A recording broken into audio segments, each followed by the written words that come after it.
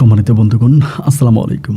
দূরে কাছে দেশে অথবা বাইরে থেকে প্রিয় বন্ধুরা, বৃষ্টি ভেজা এই গভীর রাতে অন্ধকার রজনীতে যেখান থেকে বাস্তব জীবনের গল্প শোনার জন্য আমার সাথে জয়েন করেছেন আমি আপন। আর যে আপন জীবনের গল্পের 1252তম পর্বে আপনাকে প্রতিদিনের মতো স্বাগতম জানাচ্ছি। বন্ধুগণ, আজ আমি আপনাকে শোনাবো রাজধানী ঢাকার ছেলে মোহাম্মদ তনিম হোসেনের জীবনের হৃদয় বিদারক, দুঃখজনক, ভালোবাসামুখর এক ভয়ঙ্কর বাস্তব জীবন কাহিনী। বন্ধুরা, আজকের গল্পের টাইটেল মানুষের রূপে 2 বৎসর বান্দরবনের এক পাহাড়ি মসজিদে ইমামতি করে জিন। এই গল্পটা রাজধানী ঢাকার ছেলে তনিমের জীবনের এক সত্য বাস্তব ঘটনা। দেখেন, এই গল্পটা এতটাই চমৎকার যেটা শোনার পরে সত্যি মনে হবে আপনার রাতটা আজকে ধন্য হয়ে গেল, প্রশান্তির একটা ঘুম আসবে আজকের এই গল্পটা শোনার পরে। সবাইকে অনুরোধ করবো শুরু থেকে শেষ পর্যন্ত রাজধানী ঢাকার ভাই তনিম হোসেনের জীবনের হৃদয় বিদারক ভয়ঙ্কর বাস্তব গল্পটা শুরু থেকে শেষ পর্যন্ত আমার মুখে শুনবেন এবং গল্প শেষে তনিমকে আপনার মতো করে একটা মন্তব্য কমেন্ট বক্সে লিখবেন। ধন্যবাদ সবাইকে। সম্মানিত বন্ধুগণ, আসসালামু আলাইকুম। আমার নাম মোহাম্মদ তনিম হোসেন, আমার বাড়ি রাজধানী ঢাকা। বন্ধুরা, আমি আমার জীবনের গল্পটা শুরু করার শুরুতে আপনাদেরকে আমার পরিবারের বিষয়ে জানিয়ে রাখি। আমার পরিবারে আমি আছি, আমার বাবা আছে, মা আছে, আর কেউ নেই। রাজধানী ঢাকার বুকে আমার পরিবারটা রাজধানী ঢাকার বুকে এক সম্ভ্রান্ত উচ্চবিত্ত পরিবার। আমার বাবা পেশায় একজন নামকরা ব্যবসায়ী, আর আমার মা একটা প্রাইভেট ইউনিভার্সিটির শিক্ষিকা।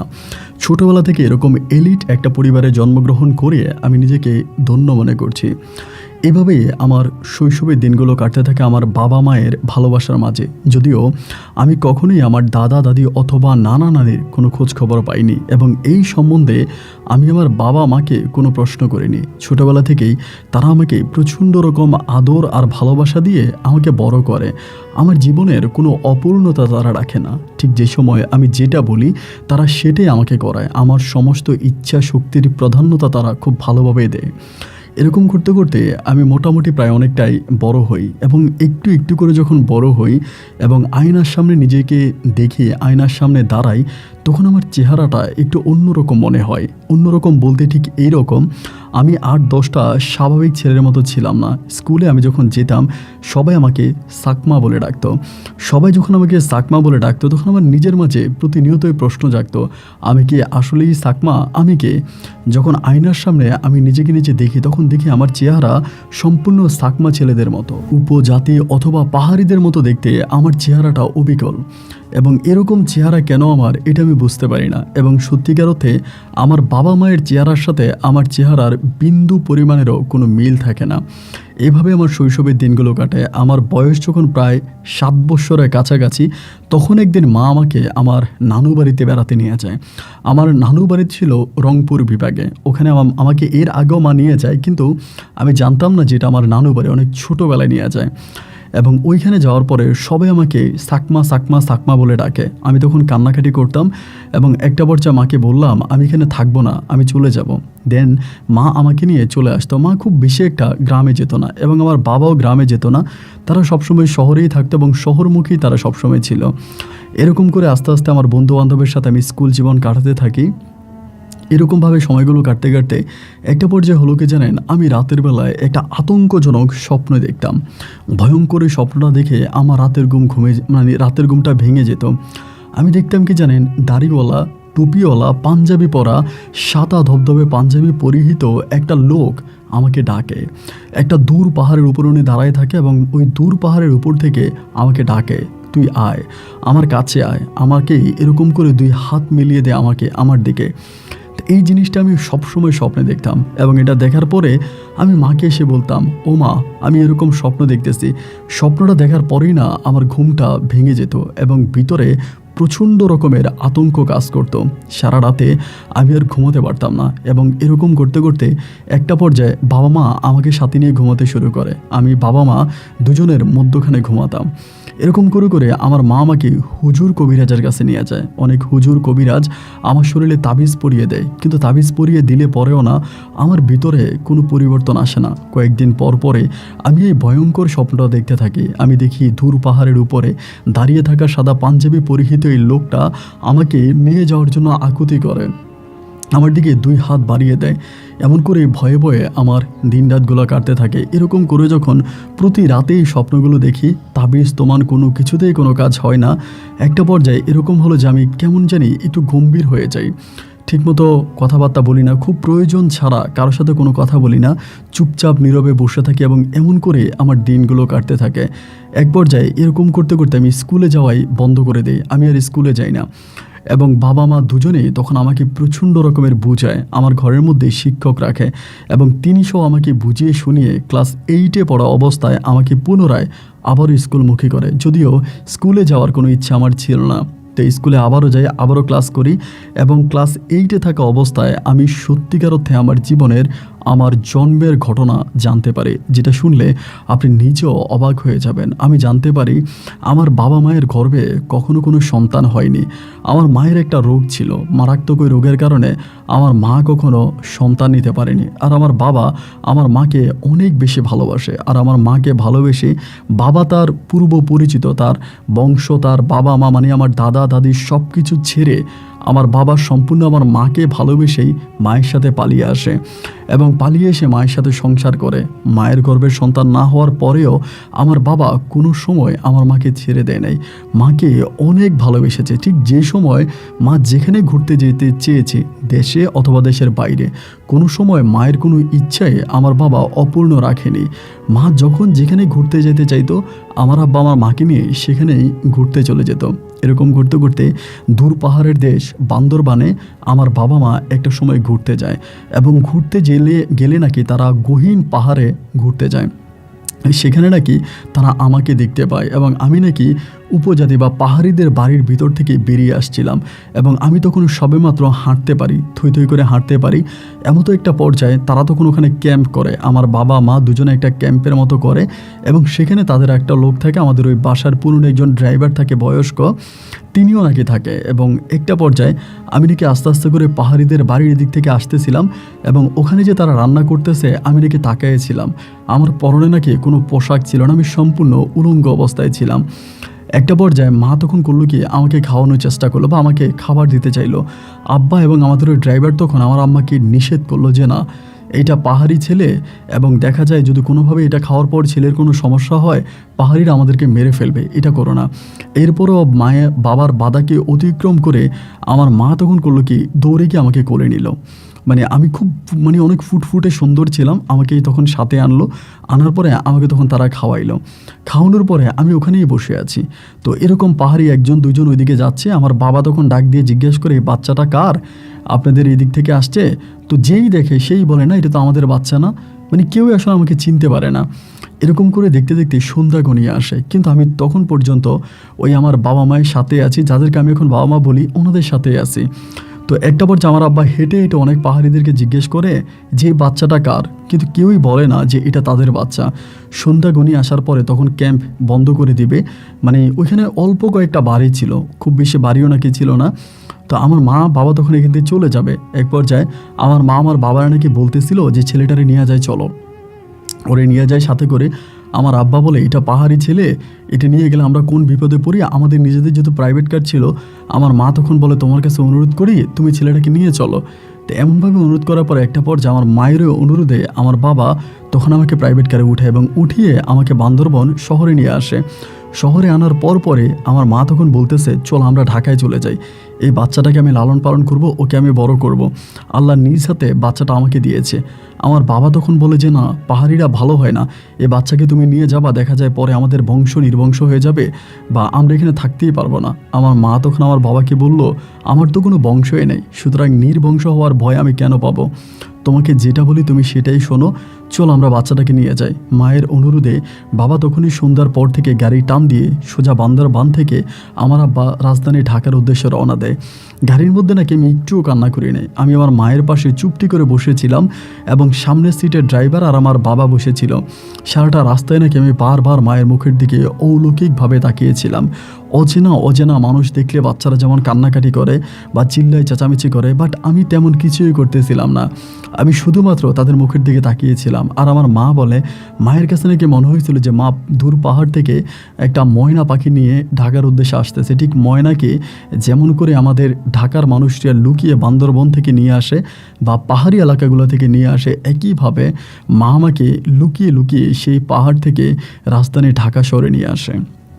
এবং ঢাকাতে আনার পরে মা আমাকে ওখানে বড় করে। আর কখনোই আমাকে মা বান্দরবানে নিয়ে যায়নি এবং বান্দরবানের মানুষদের সাথে আমার সম্পর্ক ওখানেই ক্লোজ হয়ে যায়।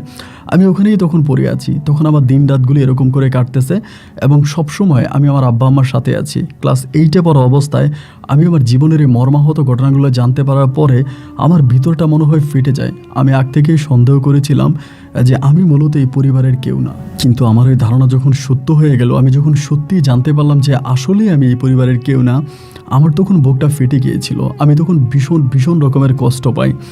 এরপরেও পরিবারকে ভালোবেসে আব্বা আম্মার সাথে তখনও সময়গুলো কাটাচ্ছিলাম একাকিত্বভাবে। তখন আমি এসএসসি পরীক্ষা দিই। এসএসসি রেজাল্টও আমার খুব ভালো হয়। আমি কারোর সাথে খুব বেশি একটা মিশতাম না, গ্রামেও যেতাম না, বাসায় কোনো আত্মীয় স্বজন আসলেও কথা বলতাম না। বেশিরভাগ সময় ঘরের দরজা বন্ধ করে আমি ঘরের মধ্যেই থাকতাম, কারণ আমাকে সবাই দেখলেই সাকমা বলে ডাকতো এবং এই ডাকটা আসলে আমার কাছে ভালো লাগতো না। এই ডাকটা আমার কাছে ভালো লাগতো না, যার জন্য আমি কারোর সামনে যেতাম না। ঘরের মধ্যে দরজা বন্ধ করে একা একাই ইহাইয়ের মতো করে সময়গুলো কাটাতে থাকে। এরকম করে দিনগুলো কাটতে এবং একটা পর্যায়ে আমি ইন্টারমিডিয়েট পরীক্ষাও দিই। তবে এটা সত্যি কথা, এটা বলতেই হবে, আমি ইন্টার পরীক্ষা দেওয়ার আগে আমি যখন কলেজে পড়ি বা স্কুলে পড়াশোনা করি, ওই মুহূর্তটাতে অনেক মেয়ে আমাকে পছন্দ করে। আমি যেহেতু দেখতে একেবারে ফর্সা ছিলাম, সম্পূর্ণ ধবধবে সাদা ছিল আমার শরীরটা, তো এই জন্য অনেক মেয়েরা আমাকে পছন্দ করে, আমার সাথে সম্পর্ক তৈরি করতে চেয়েছিল। কিন্তু ব্যক্তিগতভাবে আমি কারোর সাথে কথা বলতাম না, কারোর সামনেই যেতাম না। সবসময় নিজেকে সব কিছু থেকে আমি আড়াল করে রাখতাম। একা একা থাকতে আমার কাছে বেশি ভালো লাগতো। এমন করে আমি একটা সময় ইন্টারমিডিয়েট পরীক্ষাও দিই, মানে এইচএসসি পরীক্ষা দিই। এইচএসসিতেও আমি খুব ভালো একটা রেজাল্ট করি এবং সেই রেজাল্ট আউট হওয়ার পরে আমার আব্বা তখন আমাকে তার ব্যবসা প্রতিষ্ঠানে বসতে বলে। আমার আব্বার অনেকগুলো ব্যবসা বাণিজ্য ছিল। আমার আব্বা বলে এগুলোতে বস, এগুলো দেখাশোনা কর, এগুলোর ভবিষ্যৎ মালিক তো তুই হবি, সো তুই এগুলো দেখাশোনা কর। আব্বু আমাকে অনেকভাবে আব্বার ওই ব্যবসা প্রতিষ্ঠানে বসানোর ট্রাই করতেছে, কিন্তু আমি কোনোভাবে ওখানে বসি নাই। আসলে সত্যিকার অর্থে বলতে গেলে কি, আমার এটা ভালো লাগতো না। আমার কোনো বন্দি জীবন ভালো লাগে না, আমার পাহাড় ভালো লাগে, পর্বত ভালো লাগে। আর এখানে আরেকটা কথা কি জানেন, এই পর্যন্ত আমি অনেকবার আমার মাকে বলেছিলাম আমি একটু বান্দরবনে ঘুরতে যাব, আমি একটু খাগড়াছড়ি ঘুরতে যাব, কিন্তু মা আমাকে কোনো সময় পাহাড়ে যেতে দেয় না। এবং তিনি আমাকে পাহাড়ে যাওয়ার কথা বলে উনি কান্নাকাটি শুরু করেছে, না তুই যেতে পারবি না, আমি তোকে পাহাড়ে যেতে দিব না। মানে উনি আমাকে যেতে দেয় না এবং দেয়ই না। কিন্তু সেই সময়টা পর্যন্ত কিন্তু ওই যে একটা মানুষ পাহাড়ের উপরে উঠে পাঞ্জাবি পরিহিত অবস্থা আমাকে ডাকে, এটা কিন্তু ওই সময় পর্যন্তই হচ্ছিল। তখন পর্যন্ত কিন্তু আমাকে এই ডাকটা মাঝে মাঝেই দিত এবং আমি রাতের বেলা এই স্বপ্নটা তখনও দেখতাম। তবে একটা সময় ওই স্বপ্নটা দেখতে দেখতে আমি ইউজড টু হয়ে যাই, মানে এটার সাথে আমি অভ্যস্ত হয়ে যাই। এরপর ওই স্বপ্নটার আমাকে খুব বেশি ভয় দেখাতে পারে না। এরপরে এই স্বপ্নটা দেখে আমি খুব বেশি একটা ভয় পাই না, কারণ প্রতিনিয়তই যে স্বপ্নটা আমি দেখি, এটা দেখলে আমি ভয় পাই না আর। এমন করে আমি তখন ইন্টারমিডিয়েটে অনার্স করতেছিলাম, অনার্সে পড়ি এবং আমি অ্যাকাউন্টিংয়ে অনার্স করি। অনার্সও কমপ্লিট করে প্রাইভেট ইউনিভার্সিটি থেকে, যে ইউনিভার্সিটিতে আমার মা শিক্ষকতা করে, ওখান থেকে আমি তখন পড়াশোনা শেষ করি। এবং পড়াশোনা শেষ করার পরে আমার আম্মা তখন আমাকে অনেকগুলো অপশন দেয়, এটা করবি, এটা করবি, এটা করবি, অনেকগুলো অপশন আমার মা আমার সামনে দেয়, যে জব করবি না, বিজনেস করবি না, দেশের বাইরে যাবি, অনেক কথাবার্তা আম্মা আমাকে বলে। কিন্তু আম্মুর সব কথাবার্তাগুলোর মাঝে আমার মাথায় খালি একটা জিনিসে ঘুরপাক খেতে থাকে, আমি পাহাড়ে যাব, আমি আমার পাহাড়ে জীবন কাটাবো। পাহাড়ি জীবন আমার কাছে খুব ভালো লাগতো। বিশ্বাস করবেন, আমাদের টিভিতে আমি যখন পাহাড়ি কোনো চ্যানেল দেখতাম বা পাহাড়ি কোনো ভিডিও দেখতাম, আমার মা না আমাকে এটা দেখতে দিত না। এটা দেখতে গেলে মা তখন বলতো যে না, এই দেখবি না, অন্য কোনো চ্যানেল দেখ। আমাকে অন্য চ্যানেল দেখতে দিত, বাট এইসব আমাকে দেখতে একদমই দিত না। কেন দিত না, কী কারণে দিত না, এই সমস্ত কোনো কিছু আমি বুঝতাম না। আমি যতই মায়ের কাছে আকুতি করতাম, রিকোয়েস্ট করতাম যে আমি এটা একটু দেখি, তুমি আমাকে বাধা কেন দিচ্ছ, কিন্তু তিনি আমাকে বারবারই বাধা দিতেন, আমাকে এই সমস্ত কোনো কিছু দেখতে দিতেন না। তো আমার যখন পড়াশোনা জীবনের কিছুটা সমাপ্তি ঘটে, আমি গ্র্যাজুয়েশনটা শেষ করে ফেলি, ওই মুহূর্তটাতে আমি চিন্তা করলাম আমি বাসা থেকে পালিয়ে যাব। মানে বাসা থেকে পালিয়ে যাব, যেহেতু আমি দেখতে চাকমা উপজাতির ছেলেদের মতোই আমি পাহাড়ে গিয়ে বসবাস করব। মানে পাহাড় আমাকে টানে এবং আমার ভিতর থেকে মনে হয় আমার আত্মার মধ্যে পাহাড়ের একটা টান রয়ে গেছে। আমি পাহাড়ে চলে যাব, আমি পরিবারে থাকবো না। এমন সিদ্ধান্ত নিয়ে একদিন সত্যি রাতের অন্ধকারে আমি রাজধানী ঢাকা শহর ছেড়ে দেই। এটাই ছিল আমার জীবনের সর্বোচ্চ পাগলামি। এবং ওই পাগলামিতেই আমি তখন এই আমার মানে ঢাকার বাড়ি ছেড়ে আমি তখন এই খাগড়াছড়ি আপনার বান্দরবানের উদ্দেশ্যে রওনা দিই। আমি বান্দরবানে এসে পৌঁছে এবং আমার চেহারা দেখতে যেহেতু একদম অবিকল চাকমা ছেলেদের মতো, তো কেউ আর আমাকে কোনো প্রশ্ন করে না। আমি পাহাড়ের যে কোনো জায়গায় যেতে পারি। এবং এরকম করতে করতে আমি স্থানের নামটা না বলি, কারণ আমি বললে হয়তো অনেক সমস্যা হতে পারে সেই মানুষগুলোর জন্য, ওদের নিরাপত্তার কথা চিন্তা করে আমি একদম দুর্গম পাহাড়ের একটা গ্রামের মধ্যে আমি তখন চলে গেলাম, দুর্গম পাহাড়ের একটা গ্রামে। এবং সেই গ্রামে যাওয়ার পরে সবাই আমার সাথে কথা বলার জন্য চেষ্টা করে। আমি দেখতে ওদের মতো, আমার চেহারা, আমার হাইট, আমার সব কিছু ওদের মতো, কিন্তু আমি তো ওদের ভাষায় কথা বলতে পারি না। ওরা যখন ওদের ভাষায় কথা বলে তখন আমি ওদের মুখের দিকে তাকিয়ে থাকি। আমার কাছে তেমন কোনো টাকা পয়সা, আমি মোটামুটি কিছু টাকা পয়সা নিয়ে যাই সাথে করে, একদম বেশিও না আবার কমও না, কিছু টাকা পয়সা সাথে করে নিয়ে যাই বাসা থেকে, যেগুলো আসলে মূলত আমার জমানো টাকা ছিল। আমি কখনো আব্বা আম্মার কাছ থেকে টাকা নিয়ে নেই। তো জমানো টাকাগুলো নিয়ে আমি যখন ওইখানে গেলাম, যাওয়ার পরে সবাই তখন আমার সাথে কথা বলে, আমাকে জিজ্ঞেস করে। আমি কোনো কিছু বলতে পারি না, আমি শুধু একটা কথাই বলি যে আমি ঢাকা থেকে এসেছি। তো এরপরে প্রশ্ন করে এখানে আমার কোনো আত্মীয় আছে কি না, কোথায় এসেছি, এগুলো কিছুই বলি না। এমন করতে করতে 2-3টা পাড়া, চাকমাদের যে পাড়া হয় না, 2-3টা পাড়ার মাঝখানে আমি একটা পাহাড়ের মধ্যে ছোট্ট করে একটা ঘর বানাই। আমার পাহাড়ে জীবন যাপন করব, এইটা ছোটোবেলা থেকে আমার স্বপ্ন। তো সেজন্যই আমি পাহাড়ের মধ্যে একটা ঘর বানাই। তো যেহেতু আমি ঢাকা থেকে একটা ছেলে এসেছি এবং আমি দেখতে ওদের মতোই, বাট আমি কথা বলতে পারি না ওদের মতো, এই জন্য পাহাড়িরা আমার খুব ভালোবাসতে শুরু করে, আমার কাছে যেতে শুরু করে, আমার সাথে মিশতে শুরু করে। এবং একটা পর্যায়ে দেখা গেল যে তারা আমাকে অনেক অনেক বেশি ভালোবাসে। কেউ আমার জন্য খাবার নিয়ে আসে, যদিও আমি ওদের খাবার খেয়ে ইউজড না, আমি ওদের খাবার খেতে পারি না। আমি আপাতত আমার নিজেরটাই রান্নাবান্না করে কোনোরকম খাচ্ছি। তখন বাইক ছিল, বাইকে করে বান্দরবান শহরে যাইতাম, ওইখান থেকে আমি বাজার সাজার করে নিয়ে আসতাম এবং পাহাড়ের উপরেই আমি নিজে নিজে করে ওখানে রান্নাবান্না করতাম এবং নিজেই নিজের খাওয়া দাওয়ার আয়োজন করতাম, নিজেই খেতাম। কারোর সাথে মিশতাম না, কারোর সাথে কথা বলতাম না। আর সত্যি কথা বলতে আমার মাকে অনেক মিস করতাম, মার কথা অনেক মনে হতো। এবং যখনই মায়ের কথা মনে হতো তখনই না চোখের পানি চলে আসতো, কান্না করে দিতাম মার কথা যখনই মনে হতো। তো মাকে তো আসলে আমার আর পাওয়া হয়নি, বা মাকে তো আমি না বলেই চলে আসি। এখানে দীর্ঘদিন ধরে ছিলাম এবং উপজাতিদের বাড়িতে যাইতাম, তাদের সাথে কথাবার্তা বলতাম। এইভাবে কাটতে কাটতে একটা পর্যায়ে আমার একটা জিনিস তখন আমার চোখে হঠাৎ করে পড়লো যে এই এলাকাতে কোনো স্কুল নাই, কোনো শিক্ষা প্রতিষ্ঠান নাই, কিন্তু এই এলাকার মধ্যে অনেক বাচ্চা কাচ্চারা আছে যারা আস্তে আস্তে করে বড় হচ্ছে, কিন্তু এদের মাঝে কোনো রকমের শিক্ষা প্রতিষ্ঠান না থাকার কারণে এখানে বাচ্চাগুলো শিক্ষা থেকে বঞ্চিত হয়। আমি তখন কি করি, আমার যেই বাসস্থান বা থাকার জায়গা ওইটার পাশে আমি একটা ভ্রাম্যমাণ শিক্ষা প্রতিষ্ঠান খুলি। পাহাড়ের বিভিন্ন চূড়া থেকে, বিভিন্ন পাড়া থেকে চাকমা ছেলেদেরকে সকালে নিয়ে আসি, মেয়েদেরকে নিয়ে আসি এবং ওখানে আমি তাদেরকে পড়াই এবং বাংলা ভাষা সম্বন্ধে তাদেরকে জ্ঞান দিই, ভাষা শিখাই এবং ইংলিশ, তারপরে বিভিন্ন ল্যাঙ্গুয়েজ তাদেরকে শিখাই এবং বিশেষ করে আমি তাদেরকে পড়াই। আমি নিজেই বই কিনে আনি এবং বই কিনে এনে সেই বই সবার মাঝে বিতরণ করি, সবাইকে পড়াই। এবং এরকম করতে করতে সেই পাহাড়ি এলাকাতে প্রত্যেকটা মানুষের আমি মাথার মুকুট হয়ে যাই। সবাই আমাকে অসম্ভব রকমের ভালোবাসে, যে বাচ্চাদেরকে আমি পড়াই, আমি তাদের কাছ থেকে কোনো টাকা পয়সা নিতে চাই না, যে আমি এমনিই পড়াই, আমার ভালো লাগা থেকে পড়াই। কিন্তু এরপরেও ওখানে অনেক পরিবার থাকে যারা আমাকে টাকা দেয়, আমাকে জোর করে টাকা দিয়ে যায় যে স্যার এটা আপনি নিয়ে যান, জোর করে আমার পকেটে টাকা দেয়, আমি নিতে চাই না। এরপরে ওরকম করেই তখন আমার সময়গুলো কাটতে কাটতে দীর্ঘ প্রায় আমি 7 থেকে 8 মাসের মতো ওখানে থাকি। এবং 7-8 মাস পরে আমার তখন ভিতরে খুব খারাপ লাগে। ওই জায়গাটার মধ্যে নেটওয়ার্কের কোনো ব্যবস্থা ছিল না, যদিও মোবাইল ফোন ছিল, কিন্তু নেটওয়ার্কের ভালো কোনো ব্যবস্থা নেই। আমার কাছে একটা ফোন আছে, ওইটা আমি ইউজ করতাম না, যেটা আমার বাবা কিনে দিয়েছিল। ওই সময় বাটন সিস্টেম ফোনগুলোই বেশিরভাগ চলতো, তো অ্যান্ড্রয়েড বা অত ডিজিটাল ফোন টোন ওই সময় ছিল না। তো আমি তখন করতাম কি, একদিন প্রায় 7-8 মাস পরে মায়ের খুব মিস করতেছিলাম।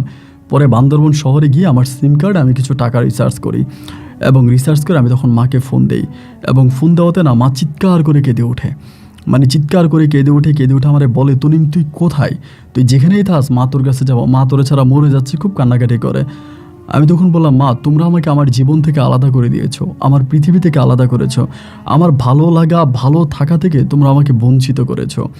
যেটা আমার ভালো লাগে, যেটা করে আমি মজা পাই, যেটা করে আমি তৃপ্তি পাই, তোমরা আমাকে সেটা করতে দাও না। তোমরা তোমাদের মতো করেই আমাকে লালন পালন করছো, তোমাদের মতো করে আমাকে ব্যবহার করছো। আমার কাছে মনে হয় আমি তোমাদের একটা পোষা প্রাণী, তাই তো ওই বন্দি জীবন থেকে আমি মুক্ত বাতাসে উঠতে এসেছি। মা তখন আমাকে বলে, তুই যেখানেই থাকিস, তুই যে জায়গায় থাকিস, মা তোর সাথে একটা বারের জন্য দেখা করব। খুবভাবে যখন কান্নাকাটি করে, এক পর্যায়ে আমি বললাম যে ঠিক আছে, আমি তোমার সাথে দেখা করব, আমি বান্দরবানে আছি। মা আমাকে বলে, এই পর্যন্ত আমি কমে 10 থেকে 15 বার ওখানে গিয়েছি, অনেকেরই তোর ছবি দেখিয়েছি, তোর সম্বন্ধে জানতে চেয়েছি, কিন্তু বান্দরবানের কোনো মানুষ তো তোকে চিনে না, কেউ তোর ঠিকানাও বলতে পারে না, কেউ বলে না তুই ওখানে আসিস। আমি বললাম, আমি আছি, তুমি কালকে আসো। এরপরে মা আসে এবং মা এসে আমাকে দেখার পরেই না চিৎকার করে কান্না করতে শুরু করে, আমাকে জড়িয়ে ধরে চিৎকার করে কান্না করতেছে। আমি বললাম, কান্নাকাটি করো না, মন খারাপ করো না। মা বলে, তুই কোথায় থাকিস? আমি বললাম, আমার বাসস্থান দেখলে না তুমি বিশ্বাস করবা না, আমি এমন একটা জায়গার মধ্যে থাকি। ওই সময় আমার আব্বা হজ করে আসছিল, কিছুদিন আগে আমার আব্বা হজ করেছিল। তো এটা আমার আব্বার হজ করার পরে, আব্বু হজে যাওয়ার আগে আমি বাড়ি থেকে পালাইয়া যাই এবং এরপর আমার আব্বু হজে যায়। তো হজ করে আসে এবং আসার পর আব্বু আমাকে বলে, তুই থাকিস কোথায়, আমি একটু দেখব। পরে আমি আমার আব্বা আম্মাকে নিয়ে যেখানে আমি থাকি ওই দুর্গম পাহাড়ের চূড়ে আমার আব্বা আমাকে নিয়ে যায় এবং তারা আমার ঘর বাড়ি বা আমার এগুলো দেখার পর তারা খুব ইন্টারেস্টিং হচ্ছিল যে এটা কিভাবে সম্ভব যে একটা মানুষ এই পরিবেশে থাকতে পারে, বা তুই তো ছোটোবেলা থেকে কখনো এই পরিবেশে ছিলি না, বা এই পরিবেশের সাথে তো তুই মানে মানানসই না, তারপরও কীভাবে এই পরিবেশে থাকতেছিস। আমি বললাম, এখানে আসছি এবং সবার সাথে কথাবার্তা বলতেছি, চলাফেরা করতেছি, এরকম করতে করতে এই পরিবেশে থাকতে থাকতে আমি অভ্যস্ত হয়ে গেছি। আমার আব্বা তখন আমাকে বলে, আচ্ছা ঠিক আছে, পাগলামি অনেক হয়েছে, এবার আমাদের সাথে চল, আমরা তোরা নিয়ে যাব। আমি বললাম যে না, আমি তো যাব না, আমি এখান থেকে কোথাও যাব না। আব্বা আমাকে বলতেছে, দেখ তুই আমার সাথে চল। আমার মা বলে, তুই রাতের বেলা এরকম ভয়ঙ্কর ভয়ঙ্কর স্বপ্ন দেখিস এবং এরকম স্বপ্ন দেখতে দেখতে একদিন তোর মানে জিন পুতেরা নিয়ে যাবে, জিন পরে নিয়ে যাবে, তুই আম্মুর সাথে চল। মানে আমাকে খুব নিতে তারা খুব জোরাজোরি করতেছে। আমি আমার মায়ের বললাম যে মা, তুমি আমাকে এখনও ছোট কেন মনে করতেছো? আমি তখন ছোট না, আমি সব কিছু বুঝি, আমি গ্র্যাজুয়েশন কমপ্লিট করা একটা ছেলে। সো তোমরা আমাকে এরকম করে জোরাজোরি করো না, আমি এখানে থাকবো। এরপরে বাবা আমাকে অনেকগুলো টাকা দেয়, মানে ওনার কাছ থেকে অনেকগুলো টাকা দেয়, যদিও এগুলো আমি নিতে চাই না, উনি একরকম জোর করে আমাকে টাকাগুলো দেওয়া যায়। এবং মা আমার সাথে ওখানে 3 দিন পর্যন্ত থাকে, 3 দিন মা ওখানে থাকে এবং থাকার পরে অনেকেই তখন আসে, অনেক বাচ্চারা আসে, এদেরকে পড়ায়। এমন করতে করতে ওই আব্বু যে আমাকে কিছু টাকা দেয়, ওই টাকা থেকে না আব্বু আমারে বলে যে এখানে একটা মসজিদ নির্মাণ কর, এখানে একটা মসজিদ নির্মাণ কর। আমার আব্বু এটা আমাকে বলে। তাই আমি বললাম যে এখানে যে মসজিদ বানাবো, এই জায়গায় তো কোনো মুসলমান নাই, এখানে সবাই হিন্দু বৌদ্ধ এবং ওদের চাকমা ধর্ম তারা পালন করে, এরকম তো কোনো মুসলমান নাই যে আমি এখানে মসজিদ বানাবো। আমার আব্বা বলে, যেখানে তো রাস্তা আছে, অনেক বাঙালিরা অনেক মুসলিমরা হচ্ছে পাহাড়িদের কাজ করার জন্য আসে বা এখানে কাজ করে বা রাস্তা দিয়ে চলাফেরা করে, এদের তো নামাজের কোনো ব্যবস্থা নাই। যদি এখানে একটা মসজিদ নির্মাণ করা হয় তাহলে অনেকেই আসবে, এখানে নামাজ পড়বে। আমি যেহেতু হজ করে আসছি, আমার ইচ্ছা তো ওখানে একটা মসজিদ বানা। এই কথা আব্বু আমাকে বললো। তো আমিও তখন চিন্তা করলাম যে তখন কিন্তু অনেক মানুষ বান্দরবান শহর থেকে মুসলমানরা কাজ করার জন্য চাকমাদের বাড়িতে আসতো। তো ওরা কাজ টাজ করতো, বাট নামাজের তেমন কোনো ব্যবস্থা ছিল না। অনেক বয়স্ক লোকেরা আসতো, ইয়াং লোকেরা আসতো, কিংবা এটার পাশে পাহাড়ের পাশে একটা রাস্তাও ছিল, ওই রাস্তা দিয়ে মানে অনেক বাঙালিরা মুসলিমরা যাতায়াত করতো।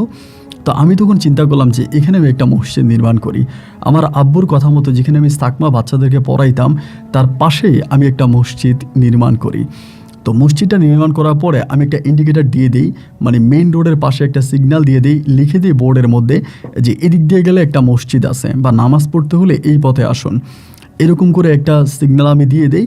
তো দেখা যায় অনেক মানুষ ওখানে নামাজ পড়তে আসে, যেটা আমার ধারণার বাইরে ছিল। এই জায়গার মধ্যে অনেকেই নামাজ পড়ার জন্য আসে, নামাজ পড়ে এবং এক একজন এসে মসজিদে কোরআন শরীফ দিয়ে যায়। এই বিষয়টা আমার কাছে ভীষণ ভীষণ রকমের ভালো লাগতে শুরু হলো, যে না, এটা তো আসলে অনেকটা ভালো লাগার মতো একটা বিষয়। এবং এরকম করতে করতে বেশ কয়েকদিন কেটে যাওয়ার পরে একদিন বয়স্ক টাইপের একটা লোক, যে কিনা দেখতে মোটামুটি অনেকটাই বয়স্ক, এবং ওই লোকটা তখন নামাজ পড়ার জন্য মসজিদে আসছে। আসার পরে তখন দুপুরবেলা ছিল, আমি তখন খাওয়া দাওয়া রেডি করতেছি, খাবো, এবং খাওয়া দাওয়া রেডি করে সব রেডি টেডি করলাম, আমি নামাজটা পড়বো, নামাজটা পরে আমি খেতে আসবো। তো ওখানে তো কোনো জামাত হতো না, কেউ নামাজ পড়াইতো না, যে যার মতো করে আসতো, উক্তিয়া নামাজগুলো পড়ে যেত। তা আমি তখন নামাজ পড়ার জন্য এখানে ঢুকলাম, ঢোকার পরে নামাজটা পড়ছি, পড়ে এই লোকটার দিকে তাকানোর পরে আমার ভিতরে কেমন জানি একটা জিনিস কাজ করতেছে। এখানে একটা বিষয় আপনাদেরকে আমি বলতে ভুলে গেছিলাম, আমি যেদিন থেকে পাহাড়ে থাকতে শুরু করি, যেদিন থেকে পাহাড়ের জীবন আমার শুরু হয়, সেদিন থেকে কিন্তু আমি ওই স্বপ্নটা আর দেখি না। যেই স্বপ্নটা আমি আগে দেখতাম যে কেউ একজন আমাকে পাহাড়ের উপর থেকে ডাকতেছে, কাছে ডাকতেছে, এই স্বপ্নটা কিন্তু আমি তখন আর দেখি না। এবং স্বপ্নটা না দেখার কারণে ওই স্বপ্নের কথাটাই প্রায় আমি ভুলে যাই। তো ওই লোকটার দিকে তাকাইলাম, তাকানোর পরে তিনি আমার দিকে তাকায় খুব সুন্দর করে একটা সালাম দিল। তো এই এলাকাতে আমি যাদেরকেই নামাজ পড়তে দেখতাম বা যারাই নামাজ পড়তো, এরা সবাই শার্ট প্যান্ট পরে আসতো বা একটু ময়লা কাপড় চোপড় থাকতো, যেভাবে হচ্ছে কাজ করতে আসলে মানুষ নামাজ পড়ে এই রকম। বাট এই লোকটাকেই না আমি দেখলাম যে সে একটু ব্যতিক্রম ধর্মী। মানে ব্যতিক্রম বলতে কি, তার পোশাক আশাকের মাঝে কেমন একটা পরিচ্ছন্ন পরিচ্ছন্ন ভাব আছে এবং মুখের মধ্যে দাড়ি এবং চেহারাটাও খুব মায়াবী। লোকটাকে দেখে না আমি একটু মানে অবাক হয়ে গেলাম। আমি বললাম যে আপনাকে তো ঠিক চিনলাম না, এখানে তো আমি আপনাকে দেখি নাই। পরে লোকটা একটা মুচকি হেসে দিয়ে আমাকে বলতেছে যে আপনিও বাকি এই সাকমা জাতিদের মধ্যে পড়ে আছেন, আপনাকেও তো আমি আগে কখনো দেখি নাই। আমি তখন বললাম যে দেখেন আসলে মানে আমি তো আপনাকে চিনি না, আমি এখানে থাকি। বলে আপনার নাম কি? আমি বললাম আমার নাম মোহাম্মদ তনিম হোসেন। তো বলে আচ্ছা ঠিক আছে, এখানে কী করেন? আমি বললাম এই যে ঘরে একটা বানাইছে, ওখানে থাকি, সাকমা বাচ্চাদেরকে পড়াই। বলে খাওয়া দাওয়া কোথায় করেন? আমি বললাম খাওয়া দাওয়া আমি নিজেই রান্না করি, নিজেই খাই।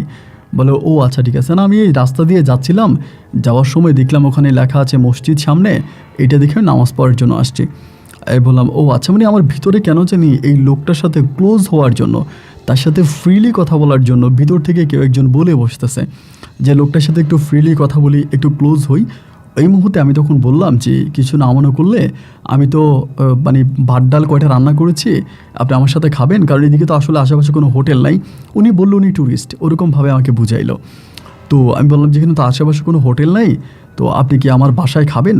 তিনি বলে হ্যাঁ অবশ্যই, আপনি একজন দিনী ভাই, এরকম মানে বিধর্মী বাচ্চাদেরকে শিক্ষা দিচ্ছেন, তা আমি খাবো না কেন, অবশ্যই খাবো। এই বলে লোকটা তখন আমার সাথে খেতে আসলো, বাট তিনার খাওয়ার ধরনটা না একটু অন্যরকম ছিল। তা এখন এটা কি আসলে আমার কাছে অন্যরকম মনে হচ্ছে না আসলেই তিনি অন্যরকম খাচ্ছে, এটা আমি বুঝতে পারি না। কারণ হচ্ছে কি জানেন, কারণ আমি তো এরকমভাবে কাউরি বসাইয়া আমার সাথে বসে আমার পাশে বসে কখনো খাবার খাইনি, যার জন্য আমি আসলেই বুঝতেছি না যে লোকটা কি ইচ্ছে করে এরকম করে খাচ্ছে না তার খাওয়ার ধরনটাই এরকম, মানে এভাবে মুট করে ধরে একটু অন্যভাবে তিনি খাবার খাচ্ছে। তো খাবারটা খাইলো, খাওয়ার পরে উনি বলে যে আমি তো একটু বিশ্রাম নিব, আমি কি মসজিদটার মধ্যে একটু বিশ্রাম নিতে পারি? আমি আসরের নামাজ পড়বো এখানেই, আমার কাছে মসজিদটা অনেক ভালো লেগেছে। আমি বললাম হ্যাঁ অবশ্যই। তো উনি ওই মসজিদে তখন বিশ্রাম নিল এবং আমি তখন একটু ঘুমাইলাম। ঘুমিয়ে আসরের নামাজের সময় উঠলাম, ওইটা হয়তো এখানে আজান হয় বা আজান হয় না, মাঝে মাঝে আমি আজান দিই আর না হলে আজান হয় না। আমি তখন ওনার সাথে আসরের নামাজটা পড়লাম, পড়ে আরও কিছু মানুষ ছিল, আস্তে আস্তে করে সবাই চলে গেল, এই লোকটা কিন্তু যাচ্ছে না। পরে লোকটা আমাকে বলতেছে যে আপনার এখানে কি কোনো ইমাম নেই এই মসজিদে? আমি বললাম যে না, এখানে তো কোনো আজান হয় না, কোনো জামাতও হয় না, এখানে রাস্তাঘাটের লোকেরা যারা আসে বা যারা এই সাকমাদের বাড়িতে কাজ করতে আসে এরাই নামাজ পড়ে, এরকম কোনো মানে বহিরাগত কোনো লোকজন আসে না, বা এই যার জন্য মানে আপনার ওরকম কোনো মানুষের জমায়েত হয় না, যে জন্য এখানে ইমাম নাই। পরে লোকটা একটা মুচকি হেসে দিয়ে বললো আমারে আল্লাহ অনেক কিছু দিয়েছে, এমন করে আমাকে আল্লাহ অনেক কিছু দিয়েছে, আমার কোনো কিছুর অভাব নাই, আমি একটা সুখী জীবন যাপন করতেছি, আমার অনেক ইচ্ছা আছে দিনের পথে ইসলামের পথে জীবন যাপন করার জন্য, যার জন্য আমি আপনার কাছে রিকোয়েস্ট করে বলি যে আমি যদি এই মসজিদে ইমামতি করি বা এই মসজিদে নামাজ পড়ায় আজান দিই, তাহলে কি আপনার কোনো অভিযোগ আছে? এনি আমাকে এই কথাটা বলে, বলার পরেই না আমি একটু অদ্ভুতভাবে ওনার দিকে তাকিয়েছিলাম যে একটা লোক এভাবে কি করে বলতে পারে। আমি তখন বললাম যে না, এটা যদি আপনি করেন তাহলে আমার কেন অভিযোগ থাকবে, আমার তো এখানে অভিযোগ থাকার কথা না, আপনি মানুষদেরকে নামাজ পড়াবেন, এতে তো আমারও সওয়াব হবে, কিন্তু আমি আপনাকে কোনো বেতন দিতে পারবো না, কারণ আমার নিজেরই তো চলতে পারি না, আমি ওনাকে বেতন দেবো কোত্থেকে? আমি বললাম যে আপনি বড় চোরে আমার সাথে খাওয়া দাওয়াটা করতে পারেন, আপনি আর আমি হয়তো একসাথে খাওয়া দাওয়া করতে পারবো এইটুকুই, বাট এছাড়া এর বাইরে আমি আপনাকে কোনো বেতন দিতে পারবো না, কোনো টাকা পয়সা দিয়ে সাহায্য করতে পারবো না। উনি তখন একটা মুচকি এসে আমাকে বলল আমি কোনো টাকা চাই না, আমি কোনো সাহায্যও চাই না, আমি শুধু তোমার সাথে থাকতে চাই, তোমার মতো একটা ভালো মানুষের সাথে থাকতে চাই, এইটুকুই। আমি বললাম আলহামদুলিল্লাহ। এই বলার পরে আমি তখন বললাম যে চলেন, মানে এশার নামাজও পড়ছি, পরে আমি বললাম চলেন খাওয়া দাওয়া করি। এই লোকটা আমার সাথে খাওয়া দাওয়া করলো, এশার নামাজের পরে খাওয়া দাওয়া করে উনি মানে বেরিয়ে যাচ্ছে। আমি বললাম কোথায় বেরিয়ে যাচ্ছেন, এখানে ঘুমাবেন না, ছোট্ট ঘর, আপনার ঘুমাইতে সমস্যা হবে? উনি আমাকে বলে যে না আমি এখানে ঘুমাবো না, আমি মসজিদেই ঘুমাবো, এটা আমাকে বলল। তো আমি বললাম যে আচ্ছা ঠিক আছে। তখন উনি মসজিদে ঘুমাইতে আসে। এরই মাঝে কিন্তু এর কয়েকদিন পরেই কিন্তু মানে প্রায় আপনার এই লোকটা আসার মাসখানিক পরে আমার আব্বা আম্মা আবারও আসে। মানে তারা কিন্তু প্রতি মাসেই আসতো। আব্বা আম্মা আসে এবং আব্বা এই দৃশ্যটা দেখার পরে অত্যাধিক খুশি হয়। আমার আব্বা ওই সময় অনেকটা ধর্মের পথে জীবনযাপন করতে শুরু করে। বিভিন্ন জায়গায় মসজিদ বানায়, বিভিন্ন জায়গায় হচ্ছে ধর্মীয় প্রতিষ্ঠানে কাজ করায় এবং মানে ধর্মের পথে বিশেষ করে আব্বা তার যে সম্পত্তিগুলো ছিল, টাকা পয়সাগুলো ছিল, এগুলো আমার আব্বা ধর্মের পথে ব্যয় করতে শুরু করে। মানে নিজের জমানো কোনো টাকা পয়সা রাখে না। তো আমার আব্বা তখন এই লোকটাকে দেখলো, দেখার পরে এই লোকটা সম্বন্ধে জানতে চাইলো। আমি তখন আব্বুরে বললাম যে আব্বু এই ঘটনা, এবং লোকটাকে দেখার পর আমার আব্বু জানি কেমনভাবে তাকিয়ে আছে লোকটার দিকে। মানে মনে হয় যেন এই লোকটা আমার আব্বুর খুব পূর্ব পরিচিত, এরকমভাবে তাকিয়ে আছে। আমি তখন আমার আব্বারে বললাম যে আব্বা আপনি ওনাকে চিনেন? আমার আব্বা বললেন না না আমি তো চিনি না। আমি বললাম যদি নাই চিনবেন তো এমনভাবে তাকিয়ে আছেন কেন? দেখে মনে হচ্ছে যেন লোকটা আপনার খুব পরিচিত।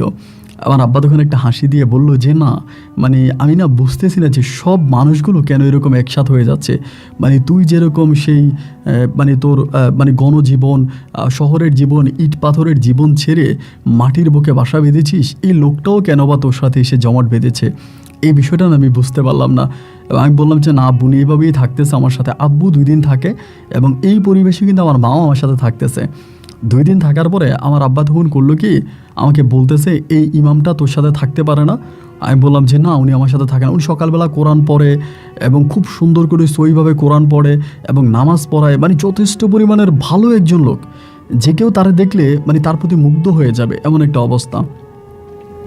আমার আব্বা তখন বলল যে এই লোকটারে থাকার জন্য একটা ব্যবস্থা করা যায় না? মসজিদের মধ্যে থাকে এবং তার পায়খানা প্রস্রাব করতে করতে সমস্যা হয়, আমি তার জন্য এখানে একটা বানাবো। এরপরে আমার আব্বা বান্দরবন থেকে আপনার ইট নিয়ে যায়। ওই সময়টাতে ওই এলাকাতে ইটের কোনো প্রাচীর ছিল না, মানে ইটের কোনো প্রাচীর ছিল না। ইট ইট বলতেই কেউ চিনতো না। ওখানে সবই মাটির ঘর ছিল এবং কাঠের ঘর ছিল, পাহাড়ের উপরে কাঠের ঘর। ওইখানে আমার আব্বা ইট দিয়ে ওইখানে একটা টয়লেট নির্মাণ করে এবং এই লোকটাকে থাকার জন্য একটা ছোট্ট ঘর বানিয়ে দেয়। তো ওই লোকটা তখন ওই ঘরের মধ্যে থাকতো এবং টয়লেট ব্যবহার করতো, নামাজ পড়াইতো। আলহামদুলিল্লাহ সময়গুলো খুব ভালোভাবে কাটতেছে এবং আমার পাশাপাশি তিনিও তখন ওই চাকমা বাচ্চাদেরকে আপনার শিক্ষা দিত, কিন্তু এটা কোনো ধর্মীয় শিক্ষা না, মানে পড়াইতো আর কি। সরু সাড়ে থেকে শুরু করে ABCD 1 2 3 4 মানে ছোট্ট বা প্রাইমারি যে শিক্ষাগুলো আছে ওই প্রাইমারি শিক্ষা দিত। এমন করতে করতে একদিন মা আমার পা ধরে গিয়ে হঠাৎ করে কান্না করতে শুরু করছে, চিৎকার করে কান্না করতেছে, তুই চল, তুই এখানে থাকবি না। মা তুই ছিলি অনেক দিন ধরে ছিলি, আম্মু তোকে রেখেছি বা তোরে কোনো কিছু বলি নাই, তোর কথা শুনছি, এখন আমার কথা শোনা লাগবে, তুই আমার সাথে চল। মানে আম্মা খুবভাবে জোরাজোরি করতেছে। আমি তখন বললাম যে তুমি কেন এরকমটা করতেছ? আমি তো যেতে চাচ্ছি না। না মা আমাকে নিয়েই যাবে। মা এবার একটানা প্রায় 9-10 দিনের মতো ছিল এবং 9-10 দিন থাকার পরে মায়ের কথা হচ্ছে হয় আমি আম্মুর সাথে চলে যাব, নাইলে আম্মু এখানে মারা যাবে। উনি যাবেই না, আব্বুও নিতে পারে না। তো একসময় ওই হুজুরটার নাম ছিল আলী হোসেন। তা আলী হোসেন হুজুর আমাকে বলে একটা কাজ করেন, আপনি চলে যান আপনার আম্মার সাথে, আপনার শিক্ষা প্রতিষ্ঠান, আপনার মসজিদের সব কিছু আমি দেখে রাখবো, আপনি এটা নিয়ে কোনো চিন্তা করবেন না, আমি সব কিছু দেখবো, বাচ্চাদেরকে আমি পড়াবো। তো উনি যখন আমাকে এটা বললো এবং মায়েরও কান্নাকাটি দেখে না আমারও না আর ভালো লাগতেছে না। আমার তো একটা শখ ছিল পাহাড়ি জীবনযাপন করা, পাহাড়ে থাকা, পাহাড়ি মানুষদের সাথে মিশা। যেহেতু আমি দেখতে পাহাড়ি ছিলাম, তো সেজন্য আর আমার ভিতরে কোনো কিছু জাগলো না যে ঠিক আছে, যেহেতু তারা এরকম করে বলতেছে আমাকে নিয়েই যাবে, তা আমি তখন চলে যাই। তো আমি চলে যাওয়ার সময় ওই আলী হোসেনকে সব কিছু বুঝাই দেওয়া যায়। সকালবেলা বিভিন্ন পাড়া থেকে ছোটো ছোটো বাচ্চারা আসতো, এদেরকে আলী হোসেনে পড়াবে এবং এরপরে আবার অনেক পরিবার থেকে টাকা দেওয়া হয়।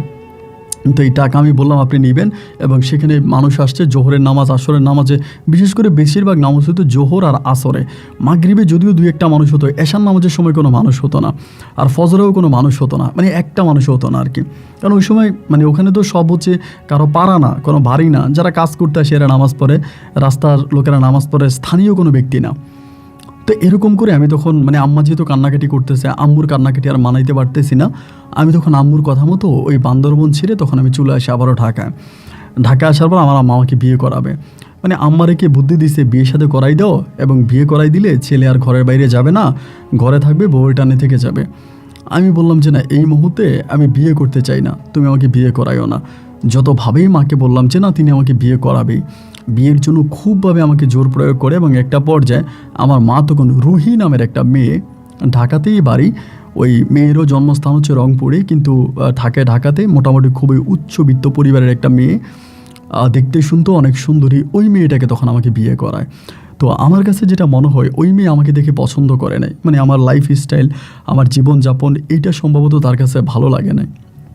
আমি বাসর ঘরেই সে জানি কেমন আমাকে দেখে নাক উঠাচ্ছে, মানে আমার সাথে খুব বেশি একটা মিশে না। তারপরেও বিয়ে শাদী করছি, এবং বিয়ে করার প্রায় 1.5 মাস পরে মেয়েটার সাথে আমার বিয়ে হলো। বিয়ে হওয়ার 1.5 মাস পরে ওই সময়টা কিন্তু আমি বাবার অনেক ব্যবসা প্রতিষ্ঠান আছে, দোকানপাট আছে, ওগুলো দেখতাম, ওগুলো দেখাশোনা করতাম, ওইখানে থাকতাম। তো 1.5 থেকে 2 মাস পরে আবার ওই মাঝে মাঝে ওই আলী হোসেনের কাছে মোবাইল ফোন ছিল। তিনি আবার ওই যে পাহাড় থেকে ওইখানে এসে আমার সাথে ফোনে কথাবার্তা বলতো, শহরের দিকে এসে যখনই চাউল ডাউল এটা ওইটা নেওয়া লাগতো, খাবারের জিনিস, তো এখানে এসে আমার সাথে ফোনে কথা বলতো। না, আমি ওনার সাথে ফোনে কথাবার্তা বলি। এখন এরকম করে কথাবার্তা বলতে বলতে একটা সময় তিনি জানাইলো যে পাহাড়িরা এই মসজিদটা ভেঙে দিচ্ছে, বা এই আমার যে ঘর বাড়িগুলো আছে এগুলো ভেঙে দিবে। ওইরকম একটা মানে গুজব ছড়াই গেছে যে ওরা এটা থাকতে দিবে না, ওইখানে রাখবে না। পরে আমি বললাম যে কেন রাখবে না? উনি বলে আপনি আসেন, এসে কথা বলেন, ওরা এগুলো সব ভেঙে দিবে, তো আমিও আমার এলাকাতে চলে যাব। উনি বললো ওনার বাড়ি হচ্ছে চট্টগ্রামে, বলে আমিও চলে যাব। পরে আমি বললাম আচ্ছা ঠিক আছে, আমি আসবো। তো বিয়ের প্রায় 2 মাস পরে আমি তখন এখানে আসি, এবং আসার পরে তখন দেখলাম যে যে সাকমা ভাইয়েরা আছে এরা ভাই প্রচণ্ড রকমের রেগে গেছে, মানে প্রচণ্ড রকমের রাগান্বিত। তাদের দিকে তাকালে মনে হয় তারা এটাই থাকতে দিবে না, এখানে এটা ভেঙে ফেলবে। তো পরে আমি বললাম যে এটা যে ভেঙে দিবেন তার কারণটা কি, এবং তারা যেটা কারণ দেখাইলো যে এইখানে নাকি ধর্মীয় শিক্ষা দেওয়া হয়, এখানে নাকি ইসলাম শিক্ষা দেওয়া হয়, তাদের বাচ্চাদেরকে বাংলা পড়ানোর নাম করে তাদের বাচ্চাকে ইংরেজি পড়ানোর নাম করে নিয়ে যাওয়া হয়, এবং নিয়ে যাওয়ার পরে সেই খানটার মধ্যে বা সেই পাহাড়ের মধ্যে তাদেরকে ধর্মীয় শিক্ষা দেওয়া হয়, তাদেরকে সূরা পড়ানো হয়, কেরাত পড়ানো হয়। এবং আমি যখন এই আলী হোসেন কাকারে জিজ্ঞেস করলাম যে আপনি কি এই ধরনের কোনো কিছু করছেন, উনি বলে হ্যাঁ, অনেক বাচ্চাদেরকে আমি একটু একটু ইসলামিক শিক্ষা দিতাম। বললাম না, এটা তো আমি আপনাকে দিতে মানা করছি। আমি তো আপনাকে বারবার সতর্ক করছি, কোনোভাবেই কোনো বাচ্চাকে আপনি ধর্মীয় শিক্ষা দেবেন না। শুধু আপনি বইয়ের শিক্ষা, প্রাতিষ্ঠানিক শিক্ষা অতটুকুই, বাট ধর্মীয় কোনো শিক্ষা দেবেন না। আপনি এরপরেও কেন ধর্মীয় শিক্ষা দিতে গেলেন? উনি বলে যে না, এখন কি করব, ওরা তো এটা রাখবে না। এভাবে আমি 3 দিন পর্যন্ত ছিলাম। এরা প্রতিদিন এটা ভাঙার জন্য আসে, এবং 3 দিন পরে আমার আব্বা তখন গেছে ওইখানে। যেহেতু আমার একটা ঝামেলা হয়েছে, আমি নতুন বিয়ে করে গেছি, আমার মা তখন আমার আব্বাকে পাঠাইছে। আব্বাকে পাঠানোর পরে ওই দিন ওরা এটা ভেঙে দেবে। আব্বা যেদিন গেছে ওই দিনে দুপুরবেলা ভাঙবে। তো আমিও তখন দাঁড়াই ছিলাম। আমার আসলেই অনেক কষ্ট হয়েছে, আমার কষ্টেও মানে এই সব ঘর বাড়ি তা ভেঙে দিবে।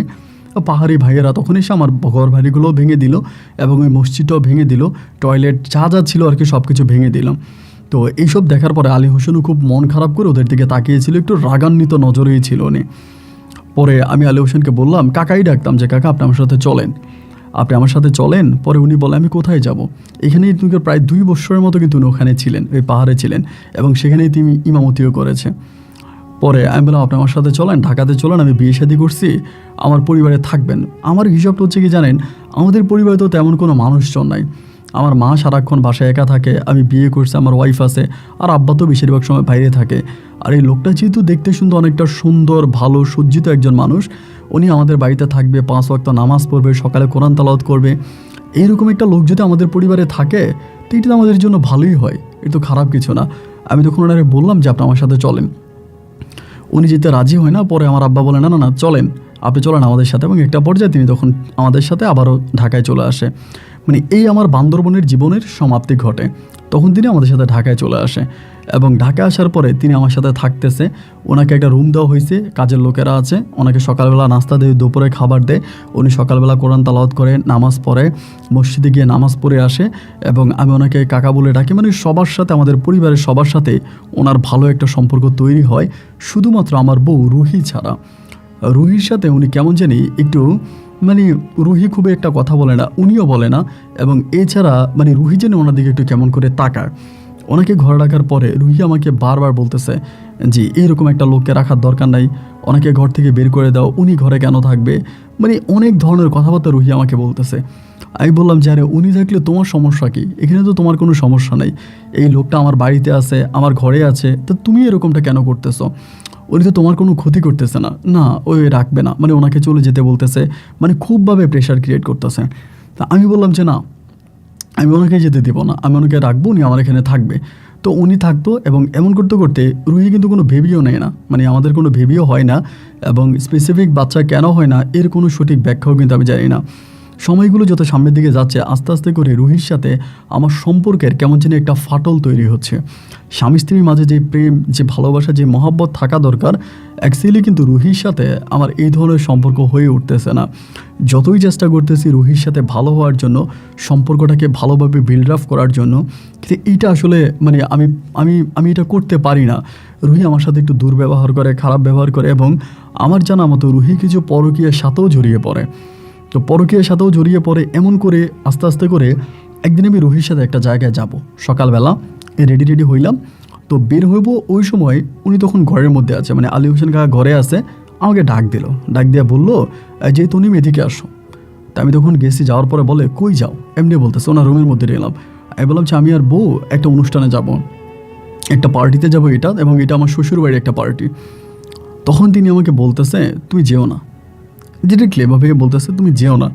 আমি বললাম কি বলেন কাকা, যাবো না মানে? আমার বউ, আমি রেডি হয়ে বেরোলাম, এখন না গেলে আমার বউ রাগ করবে না? উনি বলে তোমার বউ যতই রাগ করুক, তোমার বউ যাই করুক, তুমি যাবা না, তুমি ঘরে যাও। এটা বলে দেওয়ার পরে আমি তখন রুহিরে বললাম যে রুহি, আমরা পার্টিতে আজকে না যাই, যাবো না। রুহি মুহূর্তের মধ্যে রেগে যায়, এই তুমি যাবা না মানে? এইটা তুমি কী ধরনের কথা বলতেছো? এই তুমি কেন যাবা না? এই বুড়া তোমার কি বলছে? মানে ওনার সাথে খুব দুর্ব্যবহার করতে শুরু করছে। আমি তখন ওরা টেইনা টুইনা কোনো রকমের ভিতরের দিকে নিয়ে গেলাম যে না রুহি, এটা হতে পারে না, এটা হতে পারে না, তুমি ওনার সাথে খারাপ ব্যবহার করতেছো কেন? আমি কিন্তু ওনাকে মানতাম, মানে আলী হোসেন কাকারে মানতাম। উনি যখন যে সময় যেটা বলতো আমি ওনার সব কথা শুনতাম। আমি বলতেছি না তুমি ওনার সাথে দুর্ব্যবহার কেন করবা, খারাপ ব্যবহার কেন করবা? উনি যেহেতু আমাকে যেতে মানা করছে, দেন আমি যাবো না, চলো। ওরে আমি তখন উপরে রুমে নিয়ে গেলাম, এবং নিয়ে যাওয়ার পর ওই সারাটা দিন আমার সাথে ঝামেলা করে এইভাবে আরও 3-4টা দিন কেটে গেল। এবং আরও 3-4টা দিন কাটার পরে একদিন রাতের বেলায় ও শুয়ে আছে, রুহি শুয়ে আছে, আমিও শুয়ে আছি। সময় প্রায় 11:30 কি 12টার কাছাকাছি বাজতেছে, মানে আমার তখন ঘুম আসতেছে, এরকম একটা ভাবে তন্দ্রায় যাচ্ছি। এমন সময় সে আলী হোসেন কাকা আমার ডাক দেয় ঘরের দরজায়, এই তনিম, 2বার ডাক দেয়। 2বার যখন ডাক দেওয়ার পর আমি তখন উঠলে পরে উনি আমাকে বলে এদিকে আসো, ডাক দিয়ে আমাকে বলে আমার সাথে একটু ছাদে চলো।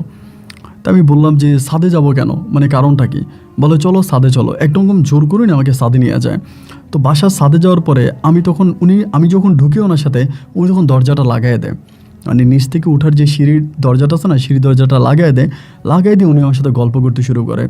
তো অনেকক্ষণ পরে আমার বউ এসে দরজা ধাক্কাইতে আসে। আমি বললাম যে কাকা, আমার বউ তো দরজা ধাক্কাইতে আসে, আমি চলে যাই নিচে। বলে না তুমি যেও না, মানে উনি আমাকে টোটালি যেতে দেয় না। তো ওই দিন পুরোপুরিভাবে আগুন লেগে যায় পরিবারে, মানে কঠিনভাবে আগুন লেগে যায়। লেগে যাওয়ার পরে এখানে আরেকটা বিষয় বলে রাখে, উনি কিন্তু ছাদের উপর আমার কিছু কথা বলে। আমাকে প্রথমত উনি বলে যে আমার বউ পরকীয়ায় লিপ্ত হয়ে গেছে, এবং আমার বউ আমাকে মেরে ফেলবে। বাসার সাথে আমাকে বলতেছে যে তোমার বউ তোমাকে মেরে ফেলবে, এবং তোমার বউ ভীষণভাবে পরকীয়ায় লিপ্ত হয়ে গেছে, যে কোনো সময় তোমার মৃত্যু ঘটতে পারে, এবং তুমি তোমার বউকে ছেড়ে দাও। এরকমভাবে উনি আমাকে বলে যে আমাকে অমুক দিন স্পেসিফিক এভাবে মারতে চাইছে, উনি আমাকে বাঁচাইছে, ওভাবে মারতে চাইছে, উনি আমাকে বাঁচাইছে। এই কথাগুলো উনি আমাকে বলে। কিন্তু এখন আমার ভিতর কিন্তু ওই প্রশ্নটা জাগতেছে না যে উনি কীভাবে জানে যে এই দিন আমার বউ আমাকে মেরে ফেলবে, ওই দিন আমার বউ আমাকে মারার প্ল্যানিং করতেছে, এইটা উনি কীভাবে জানে? এই প্রশ্নটা কিন্তু আমার মাথার মধ্যে আসে নাই। এই কথাগুলি আমাকে বলার পরে সকালবেলা তখন প্রায় ফজরে আজান দিলে পরে একসাথে উনি আর আমি নামাজে যাই, নামাজ পড়ে ঘরে আসার পরে শুরু হলো ঝগড়া। এবং স্ত্রীর সাথে ঝগড়াটা যে কতটা মারাত্মক ভয়ঙ্কর, এইটা অ্যাকচুয়ালি বলে বোঝানো যাবে না। ও আমার গায়ে হাত তোলে, এবং যখন হাত তুলতেছে তখনই আমি বলি এই লোক যে আলী হোসেন কাকা যে আমাকে ডেকে নিয়েছে, তো ভালোই তো ডেকে নিয়েছে। অমুক দিন যদি উনি আমাকে না রাখতো, তুমি আমাকে মেরে ফেলতা, এবং এটা যদি উনি না করতো, তুমি আমাকে মারতা, তুমি আমাকে মেরে ফেলতা। এইরকম কয়েকটা কথা যখন আমি আমার বউকে বলি, আমার বউ একটু ভয়ঙ্করভাবে আমার দিকে তাকায়। মানে এরকম হয় না যে একটা মানুষ ধরেন প্রতিনিয়তই মিথ্যা বলতেছে। এখন আমি তার হঠাৎ করে বললাম যে এগুলো তো মিথ্যা না, এগুলো সত্য।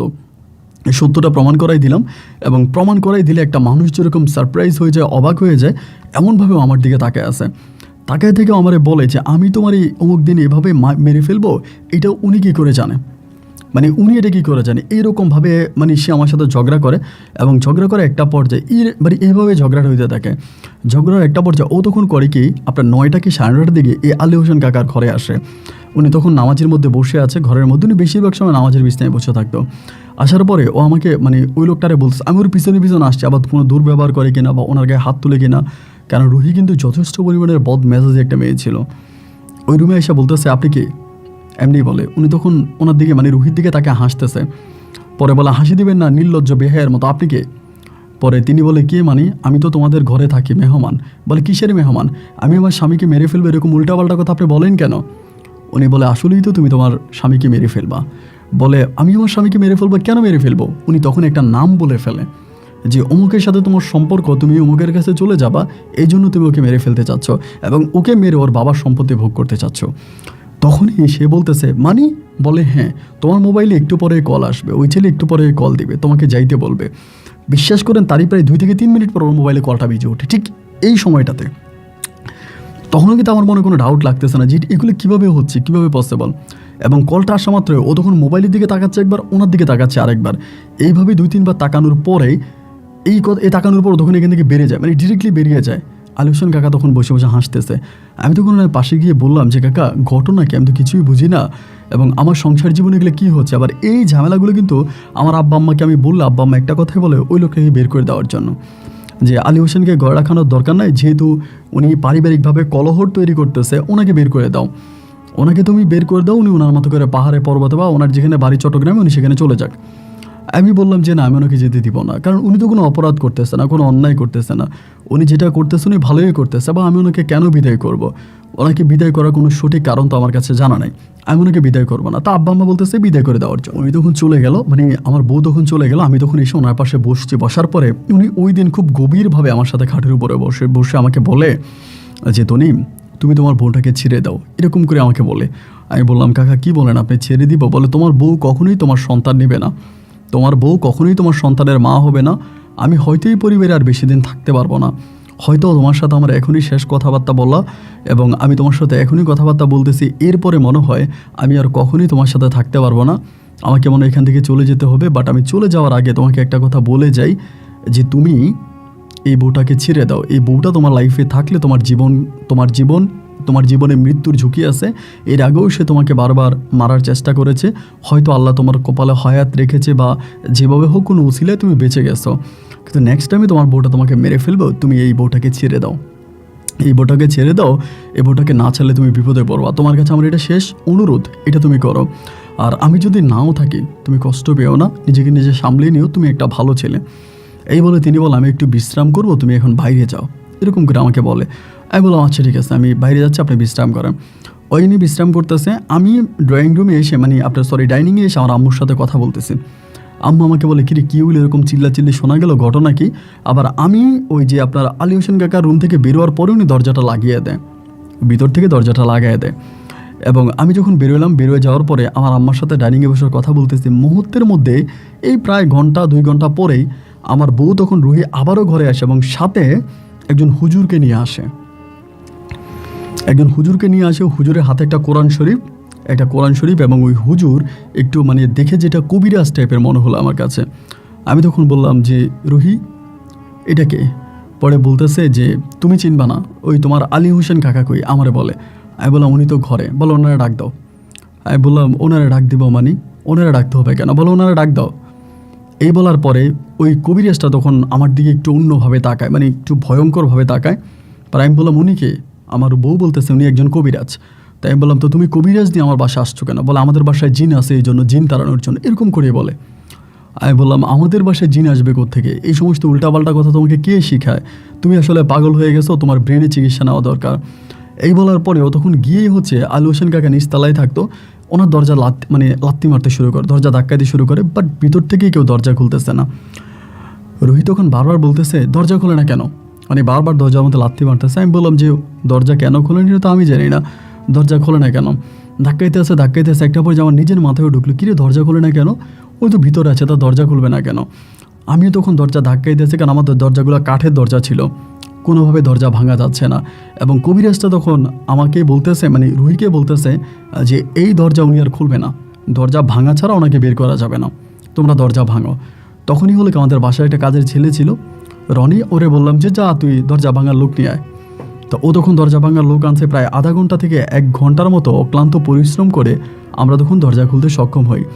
এবং দরজা খুলে সক্ষম হওয়ার পরেই দেখি যে অজ্ঞান অবস্থায় আপনার আলী হোসেন কাকা পড়ে আছে খাটের মধ্যে, মানে ওনার কোনো জ্ঞান নাই।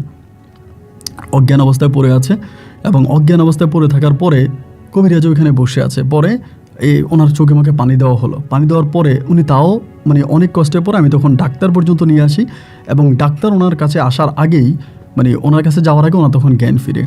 কিন্তু অবাক বিষয় হচ্ছে, জ্ঞান ফেরার পরে উনি কখনো ডাইনে তাকাচ্ছি, কখনো বামে তাকাচ্ছে। পরে আমি বললাম, কাকা আপনি ঠিক আছেন, আপনি ভালো আছেন? উনি আমার সাথে কথা বলে না, আমাদেরকে দেখলে কেমন যেন একটু পিছনের দিকে চলে যাচ্ছে। আমি তখন বললাম, কাকা, ও কাকা, বলে তুমি কে? উনি আমারে বলে। আমি বললাম, আপনি আমাকে চিনতে পারছেন? আমি কে? আপনি আমাকে চিনেন না? পরে বলে, তুমি কে? এরকম করে 2-3 বার বলে। বলার পরেই এই সময়ের ভিতরে আমার বউয়ের সাথে যে কবিরাজটা আছে, ওই কবিরাজটা এসে আমার ওই যে লোকটা বসে আছে আলী হোসেন কাকা, ওনার মাথার মধ্যে এভাবে হাত দেয়। হাত দেওয়ার পরেই কবিরাজ বলতেছে চলে গেছে।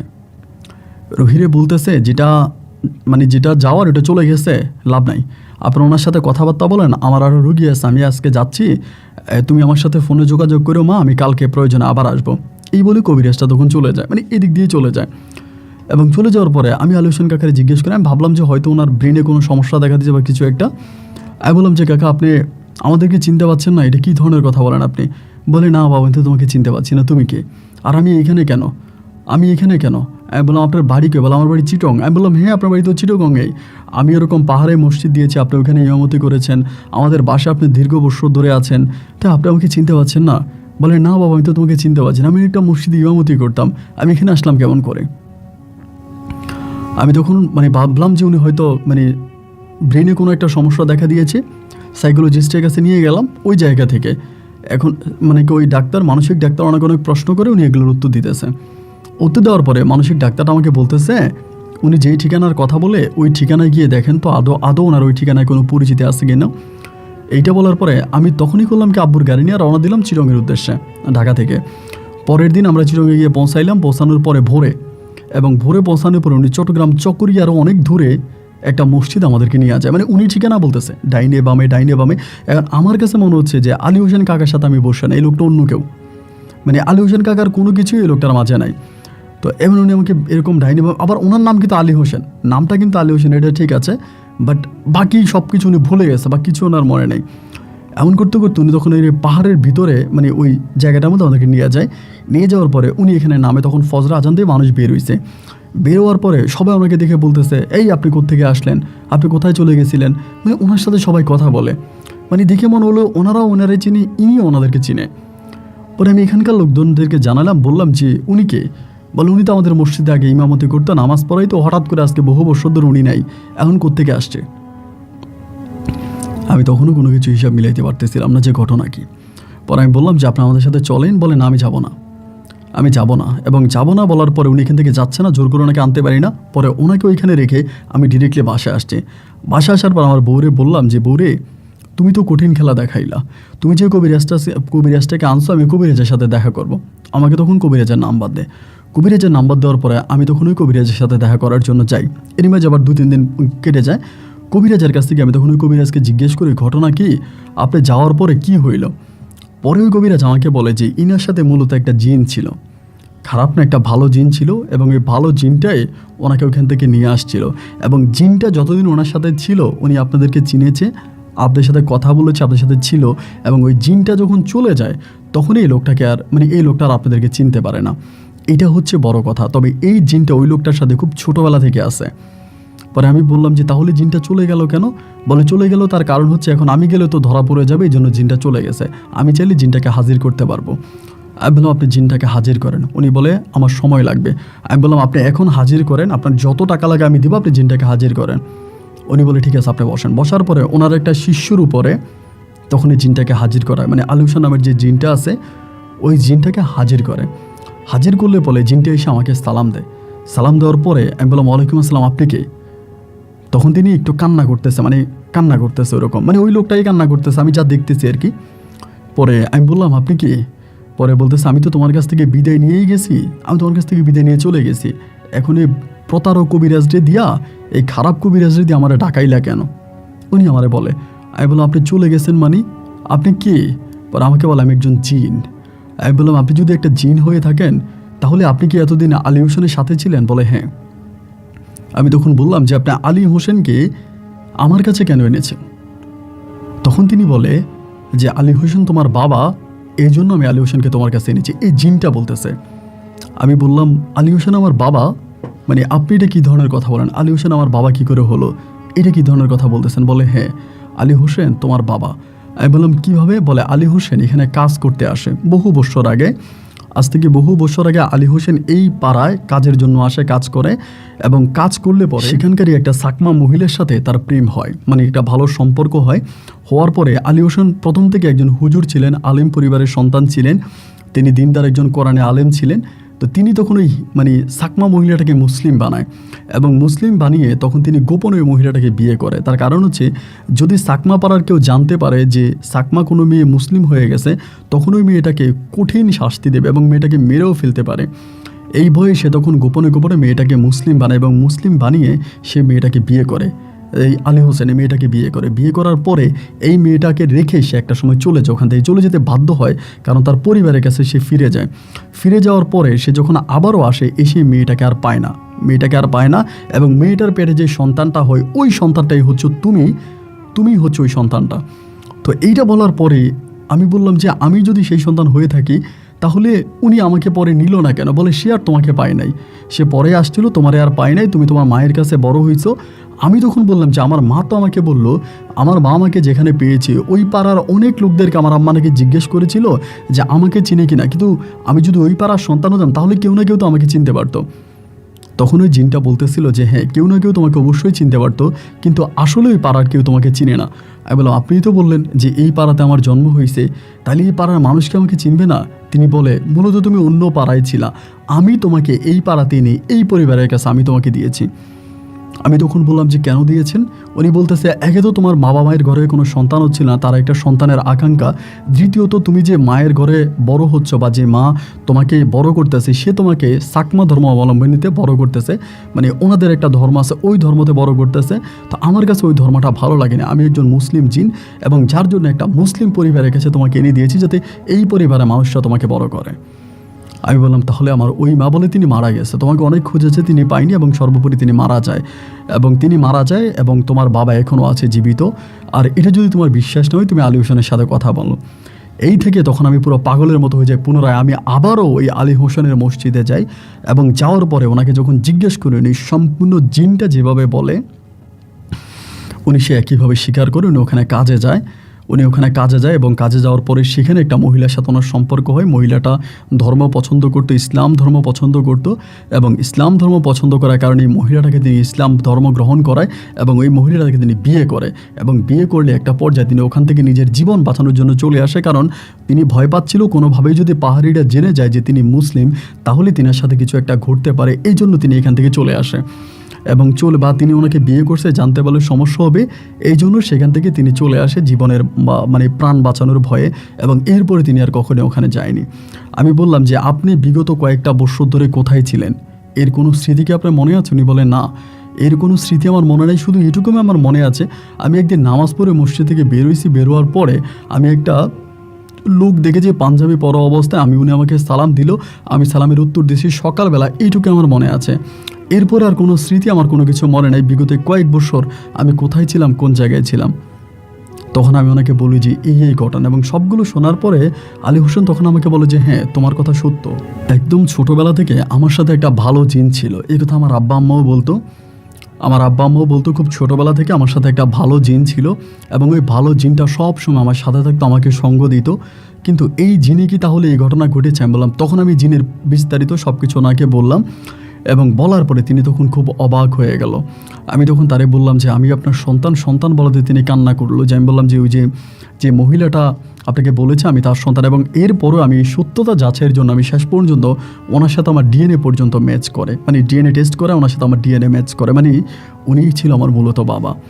এরপরে আমি ওনাকে ঢাকাতে নিয়ে যাওয়ার জন্য অনেক চেষ্টা করি, বাট তিনি আর ঢাকাতে যায়নি, তিনি এখানেই পড়ে আছে, এবং ওখানেই উনি মসজিদ দেখাশোনা করে। পরিশেষে আমার ঢাকার বাবা উনি এখানে ওনাকে বড় করে একটা এতিমখানা সহ মসজিদ বানিয়ে দেয়, উনি এটা দেখাশোনা করে ওখানেই আছে। এখন আমি ঢাকাতেও থাকি এবং চিটাগংয়েও থাকি, দুই জায়গায় মিলিয়ে থাকি।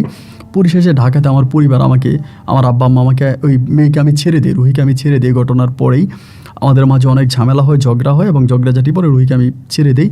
এবং ছেড়ে দেওয়ার পরে দেন আমি পুনরায় আরেকটা বিয়ে করি। আমি এখন যাকে বিয়ে করছি তার ঘরে আমার 3টা কন্যা সন্তান সহ একটা পুত্র সন্তান আছে। আমার ছেলে মেয়েরাও মোটামুটি অনেক বড় হয়ে গেছে। তো আমার এই ঘটনাটা, এরকম একটা ঘটনা আমার পরিবারের যাদের কাছে বলি বা যারাই এটা শোনে খুব অবাক হয়ে শোনে। অনেকেই বিশ্বাস করে, আবার অনেকে এই ঘটনা বিশ্বাস করে না। আমার আব্বা আম্মার সাথে যেহেতু সরাসরি ঘটেছে তারা এগুলো বিশ্বাস করে। তো আমার মা আপনার অনেক বড় একজন ভক্ত। আমার মা প্রতিনিয়ত আপনার গল্প শোনে এবং মায়ের অনুরোধে আমার জীবনে ঘটে যাওয়া এই ঘটনাটা আমি আপনার সাথে শেয়ার করেছি। যদি চান তো আপনি আমার গল্পটা রেকর্ড করতে পারেন। আমার আম্মার জন্য দোয়া করবেন। আমার আম্মা অনেক অসুস্থ, এবং অসুস্থ থাকার পরেও আপনার গল্প শুনে আল্লাহ যেন আমার মাকে নেক হায়াত দান করে। ভালো থাকবেন। আসসালামু আলাইকুম।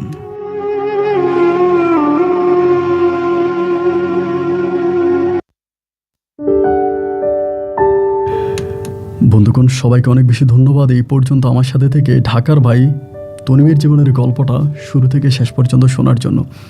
গল্প যখন আমি রেকর্ড করি তখনই বলেছিলাম যে গল্পটা আজকে অন্যরকম একটা গল্প হতে যাচ্ছে। আমি জানি না এই গল্প আপনার কাছে কেমন লেগেছে, তবে সত্যিকার অর্থে আমাকে যদি জিজ্ঞেস করেন তো আমি বলবো এই গল্পটা আমার হৃদয় ছুঁয়ে গেছে। এবং এই রকম ঘটনা আসলেই বিশ্বাস করা বড় মুশকিল। এবং এরপরে তনিম ভাইকে আমি জিজ্ঞেস করেছিলাম আলী হোসেন নামের ওই জিনটাকে তিনি আর কখনো ডেকেছেন কি না। তিনি যেটা বললো যে এরপরেও আলী হোসেন জিনটা মাঝে মাঝে তার কাছে স্বপ্নে আসতো, তার সাথে দেখা করতো, কথা বলতো, এবং একটা পর্যায়ে তার পরিবার চিন্তা করছে যে এইটা তার জীবনে পরিশেষে ক্ষতির কারণ হয়ে দাঁড়াতে পারে। এটা মনে করে তার ঢাকার বাবা মা তাকে তাবিজ তুমান পরায়, এবং ওই যে কবিরাজ আছে ঢাকার, ওই কবিরাজ দ্বারা তার শরীর কঠিনভাবে বন্ধ করে দেয়। শুধু তার শরীর না, তার যে বাবা চট্টগ্রাম থাকে, মসজিদ ইমামতি করে আলী হোসেন, ওনাকেও শরীর বন্ধ করে দিয়ে যেত ওই জিনটা বাপ ছেলে দুজনের কারো কাছে আসতে না পারে। এখনও ঢাকাতেও থাকে, চিটংয়েও থাকে, এবং দুইখানে মিলিয়ে ওর পরিবার নিয়ে সে খুব ভালো আছে।